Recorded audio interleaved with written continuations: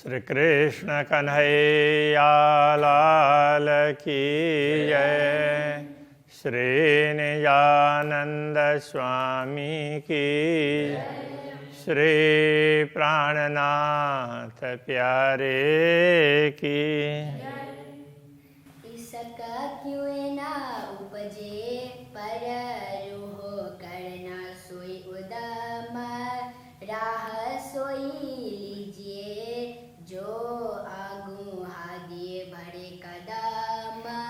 जो आगों हादिए भरे कदम। श्री कृष्ण कन्हैया लाल की। ब्रह्मात्माओं के रहन सहन की बात बता रहे हैं। उनका रहन सहन, उनका आचरण किस प्रकार का होता है। तो इसी संदर्भ में ये पूर्व की चौपाई में कहा गया था, प्रेम कैसे प्रकट नहीं होगा, क्योंकि इससे पहले ना प्रेम की बात कही। सब कुछ प्रेम में है, प्रेम होने पर सब हो जाता है, ये बताया। तो प्रेम कैसे प्रकट नहीं होगा, तो हमें करना ही ऐसे प्रयत्न चाहिए कि जिससे प्रेम प्रकट हो। तो यदि सद्गुरु के पदचिन्हों पर चलते हैं तो अवश्य प्रेम प्रकट होगा, क्योंकि तो सद्गुरु को हमेशा पूर्ण ब्रह्म परमात्मा के अनुभव होते थे, तो उनका प्रेम था। तो इस प्रकार से ये बात बताई। अब आगे वो करते हैं, ए तिलस्म क्यों ना छूटहि जहाँ साफ न होवे दिल। जब तक अंतःकरण पवित्र नहीं होगा, दिल कहने का तात्पर्य यह है, तब तक ये तिलस्म वैसे तिलिस्मी है, तो जादू का ऐसे ही बनाया हुआ ना, तो ये कुछ है ही नहीं और ऐसे ही बना दिया, फट कर दिया, हो गया इस तरह से। तो कल्पना कर दी तो हो गया ये दुनिया। क्यों ना छूटे, ये किसी प्रकार छूटने वाली नहीं है। जब तक हृदय पवित्र नहीं होगा तब तक दुनिया का मोह नहीं छूटेगा। अरस दिल अपना करके चलिए रसूल शामिल। अरस दिल अपना करके, अपने दिल को परमधाम बना करके। तो अब यहाँ रसूल का अर्थ होता है मार्गदर्शक। मुसलमानों को समझाते हैं तो उन्होंने जिनको रसूल समझाए वो करना पड़ेगा, और हिंदू समझेंगे तो जो उनको मार्गदर्शक मिले उनको समझना होगा। तो इस तरीके से अब हम सोचें कि हमारा मार्गदर्शक कौन है, तो सबके मार्गदर्शक होते हैं। तो सद्गुरु श्री देवचंद्र जी महाराज श्री कृष्ण प्रणामी परंपरा के मार्गदर्शक हैं। तो अब यहाँ उनको ही रसूल समझना पड़ेगा। तो इस तरह से तो उनके साथ चलना होगा, उनके पद चिन्हों पर। उनको शामिल करके का तात्पर्य, तो उनके पद चिन्हों पर चलो, तो हमेशा उनको याद करके उनको साथ रख करके चलो कि वो जैसे चल रहे थे हम ऐसे चल रहे हैं कि नहीं चल रहे हैं। पाक ना होइए न पानी चाहिए अरस का जल। इस पानी से, दुनिया के जल से, सामान्य लोग समझते हैं बस नहा लिया तो पवित्र हो गए। तो केवल इस जल से पवित्रता नहीं होती है, तो परमधाम का जल चाहिए। तो इसलिए जब कभी भी स्नान करते हैं ना, तो परमधाम की यमुना जी का आवाहन करके स्नान करते हैं, तो परमधाम में स्नान किया हो वो पुण्य मिलता है, उसको वो लाभ मिलता है। तो एक प्रकार से हमारे भाव बढ़ते हैं, तो वो लाभ मिलता है। कहने का तात्पर्य इतना भाव ऊंचा हो जाता है कि हम तो यमुना जल से स्नान कर रहे हैं, ऐसा होगा। तो वैसे भी उसमें है कि जिन लोगों को परमधाम का ख्याल नहीं है, तो वो यही सोचते हैं कि सारे तीर्थों का जल तो हमारे सामने जैसे बाल्टी है, तो वो बाल्टी में पानी भर करके नहाना अच्छा होता है। तो वो जैसे आजकल तो शावर से नहाते हैं, ज़्यादातर तो शावर ही प्रचलित हो गए हैं,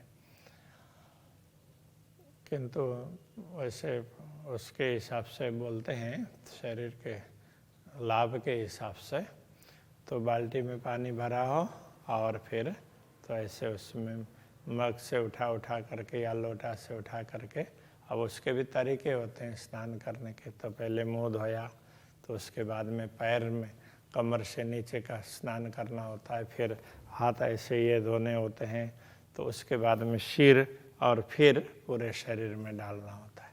तो ये क्रम से करते हैं तो फिर कई बार वो जो शरीर में अंदर वायु का संचार होता है वो कुपित नहीं होता है। और इसमें गलती करते हैं तो कई बार वो सर्वाइकल हैं, दूसरे शरीर में दूसरे पेन हैं, वो होने लग जाते हैं।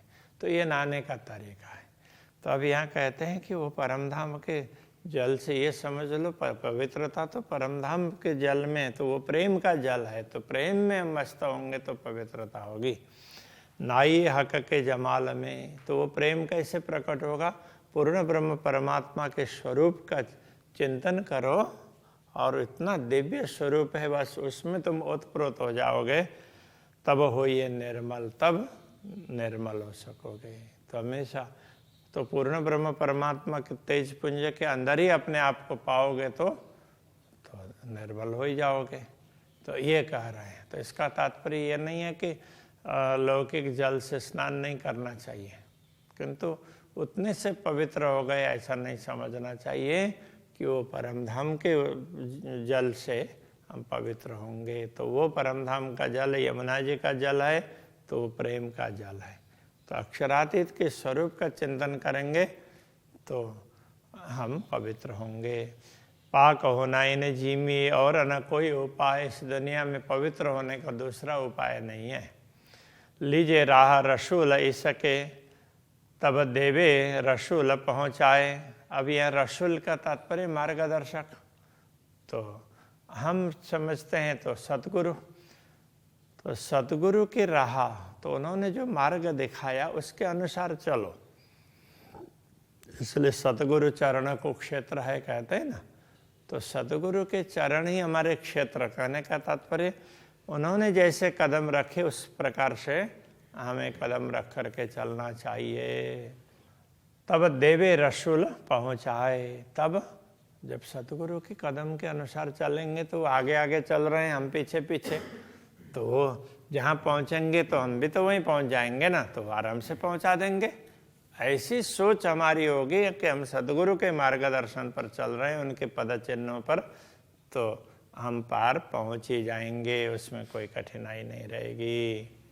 अब कहूँ शरीयत मोमिनो जिन लई हकीकत हक। अब ब्रह्मा आत्माओं के शरीयत का तात्पर्य कर्म, उनकी बात करते हैं जिन्होंने यथार्थता को समझ लिया है। परमात्मा सत्य है और दुनिया मिथ्या है, इस यथार्थता को जिन्होंने समझ लिया, यहाँ हकीकत करने का तात्पर्य यथार्थ, तो इस यथार्थता को समझ लिया तो उनका आचरण, उनके कर्म कैसे होंगे, वो कैसे कार्य करेंगे, तो वो बता रहे हैं। हक के दिल की मार्फत ए तीन में हुए वे शक। तो हक के दिल की, पूर्ण ब्रह्म परमात्मा के हृदय का मार्फत का तात्पर्य तो रहस्य भी होता है। वो रहस्य क्या है? तो वो प्रेम। तो प्रेम को यही समझ सकते हैं, ये तीन में हुए बेशक, उनमें ही निश्चित रूप से उनमें ही ये प्रेम होता है। पूर्ण ब्रह्म परमात्मा के हृदय का प्रेम है, वो तो वही स्वीकार करती है, वही ग्रहण करती है। मोमिन ऊजू जब करे पीठ देवे दो जान को। तो मोमिन ऊजू बोलते हैं कि जैसे मुसलमानों में, क्योंकि यहाँ ये उसमें कुरान और उसमें जो मोमिनों की बात तो वहाँ की गई है, तो इसलिए कह रहे हैं तुम जो जिसके लिए मोमिन कहते वो ये नहीं है, तो वो तो नाम मोमिन का लेते हैं और काम गलत सलत कर लेते हैं। तो वो मोमिन नहीं है, जो परमात्मा के प्रति पूर्णतः समर्पित आत्मा है, उनको मोमिन कहा है। तो वो वुजू करते हैं का तात्पर्य नमाज पढ़ने से पहले हाथ धोते हैं। अब उनके तो तरीके अलग हैं, एक कुंड में से वो धो लेते हैं, उसी में से सारे ही हाथ धो लेते हैं। तो अब वो ठीक है, तो उनका तरीका होगा, लेकिन वो प्रार्थना करने से पहले तो शरीर को शुद्ध बनाना चाहिए, मुख्य बात ये है। तो हिंदुओं में नहा धो करके हाथ पैर सब धो करके प्रार्थना करते हैं। अब अरब में पहले पानी होता नहीं था, तो इसलिए ज़्यादा तो नहीं कर सकते, तो ऐसे तो नहा करके बैठना चाहिए। अब नहा नहीं सकते तो हाथ पैर तो कम से कम धो लें। तो अब वहाँ वो भी संभव नहीं था, इसलिए थोड़ा हाथ में, तो सारे लोग एक ही जगह से, अब सब जगह वही नियम बन गया। जहाँ वो उसमें तालाब में जाएंगे तो भी तो उतना ही वही करेंगे। अब वो तो अब एक परिपाटी बन गए, इसलिए ऐसा करते हैं। तो कहते हैं मोमिन उजू जब करे पीठ देवे दो जहान को। दोनों जहान का तात्पर्य दोनों जहां, दुनिया, दोनों दुनिया। तो अब यहाँ दोनों दुनिया कहने से तो दुनिया जिस प्रकार से चल रही है, तो उस समय भारत में हिंदू और मुसलमानों का संघर्ष बहुत चलता था। तो इसलिए कहते हिंदू लोग जो कर्म मार्ग बता रहे हैं तो वो भी पूर्ण नहीं है, और मुसलमान जो सराह की बात बोलते हैं वो भी दुनिया में जकड़ने की बात है। तो इन दोनों से ऊपर उठते हैं तो परमात्मा का मार्ग ले लेते हैं, तो वो परमात्मा के मार्ग पर चलने का निश्चय करेंगे, तब वो वजू करते हैं। कहने का तात्पर्य है तब देह शुद्धि करके तो फिर वो परमात्मा के मार्ग पर आगे बढ़ते हैं। हौज जो अरस में रूहें गुसल करे इनमो। तो गुसल करना मतलब स्नान करना। तो वो कहाँ स्नान करेंगे?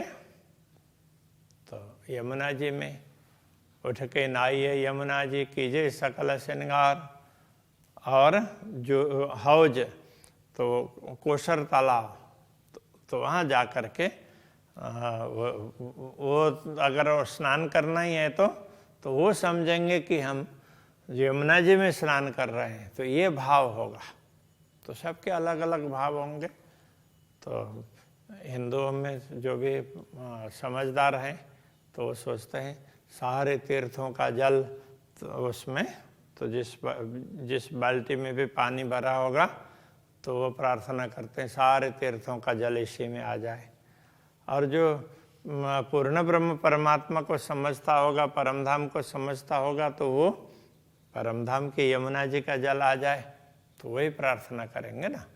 क्योंकि दुनिया के और स्थानों से तो और जल से तो तीर्थों का जल पवित्र है, और जिनको परमधाम का ख्याल है तो उससे भी पवित्र जल परमधाम का है। तो वो भाव रख करके करते हैं। दम दिल पाक तब हो वही जब हक की आवे फिराक। तो फिराक का तात्पर्य वियोग, विरह। जब पूर्ण ब्रह्म परमात्मा का विरह, अरे वो तो दिख ही नहीं रहे हैं, तो उनके अंदर तड़प ऐसे आ जा होती है ना, तो अंदर हृदय पवित्र तब होता है। तो बाहर स्नान करने से शारीरिक शुद्धि होती है, हृदय के अंदर अंतःकरण की शुद्धि है तो परमात्मा का चिंतन करने से, वियोग के माध्यम से भी हो या मिलन के माध्यम से, जैसे भी हो, चिंतन करने से शुद्ध होती है। अरस रूहें दिल जुदा करे। जुदा करने का तात्पर्य तो दुनिया से, दुनिया के बंधनों से मुक्त करके, लौकिक कर्म बंधन से मुक्त करके तो परमधाम के तरफ में लगाना। और सबसे हुए बेबाक। बेबाक का तात्पर्य निर्भय, निडर। तो दुनिया के उससे, दुनिया के उसमें से डर करके नहीं, निर्भय हो करके पूर्ण ब्रह्म परमात्मा का चिंतन करते उनको हृदय में बैठाती है। 14 तबकों पीठ दे भाई एक कलमा कया तिन। 14 लोग को पीठ देना ये उनके लिए कलमा। तो कलमा का तात्पर्य तो वो जैसे मंत्र उच्चारण समझ लें, तो उसको वो कलमा बोलते हैं मंत्र को। तो मंत्र उच्चारण क्या है? तो 14 तबक से पीठ दे करके परमात्मा के तरफ, परमधाम के तरफ उन्मुख होकर के स्तुति करते हैं, तो वो मंत्र उच्चारण हो गया। तो वो उनका कलमा है। कलाम अल्लाह यूं के भाई एक कहनी है मोमिन। तो मोमिनों का वचन कुरान में भी अल्लाह कलाम बोल करके जो लोग कुरान को मानते हैं तो इसमें भी ये कहा है कि मोमिनों का कथन क्या है, तो परमात्मा की बात करेंगे। तो अब प्राणनाथ जी ने तो ये कह दिया, तो अल्लाह कलाम में यथार्थम सागर है, तो इसमें क्या समझाया गया है कि पूर्ण ब्रह्म परमात्मा को निस्दिन ग्रह्य प्रेम सो श्री युगल स्वरूप के चरण उनका स्मरण करो, उनके चरण कमल को हृदय में बैठाओ, तो ये उनका कलमा है। तो इस तरह की उनकी प्रार्थना होती है। मंत्र का उच्चारण कहने का तात्पर्य प्रार्थना है। ला फना सब ला करे और इला बका ग्रहे हक। ला अथवा फना जो कहते हैं दुनिया में, ला का तात्पर्य वो भी नहीं है जहाँ तक मिटने वाला है, तो उस सब को उसका कोई अस्तित्व ही नहीं, उन सबको ला करते हैं का तात्पर्य तो उनको मना करते हैं। तो मतलब जिस जो नहीं है तो जो दिख रहा है वो यथार्थ में नहीं है, तो इसको महत्व नहीं देते। और इला बकाग्रह का तो जो अविनाशी उसको ही अखंड मान करके उसको ग्रहण करते हैं, और परमात्मा को ही अविनाशी समझते हैं, बाकी दुनिया सब परिवर्तनशील है ऐसा मानते हैं। एक कलमा हकीकत मोमिन और हक मारफत बेशक। तो ये कलमा ये ब्रह्मात्माओं का कलमा का तात्पर्य ये कलमा है। हकीकत का अर्थात यथार्थ वस्तु को समझना, यथार्थ ज्ञान। और हक मार्फत का तात्पर्य परमात्मा की पहचान।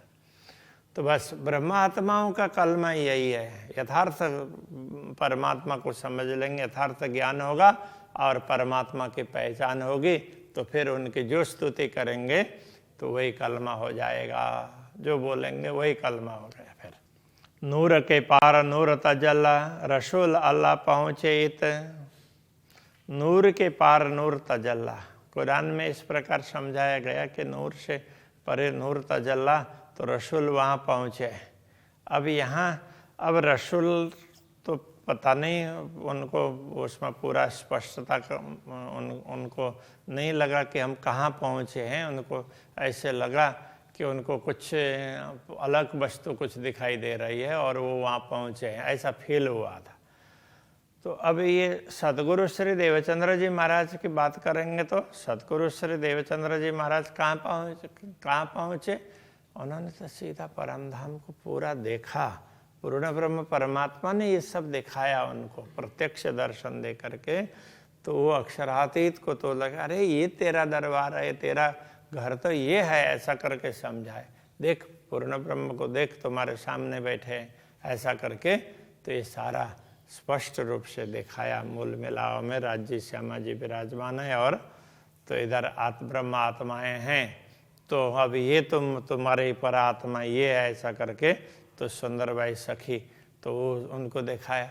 तो इस तरह से उनको अब सतगुरु को जब ये देखा तो उनको लगा अरे मैं तो परमधाम में हूँ। तो इस प्रकार का अनुभव होता है। सतगुरु वहाँ पहुँचे, मोमिन उतरे नूर बिलंद से, ऐसी ऊंचे दिव्य धाम से ब्रह्मात्माएं उतरी हैं। सो याई कल में पहुँचे बाहेदत्त। अब इन्हीं वचनों से वो अपने मूल में पहुँचती है, अद्वैत भाव को समझती है।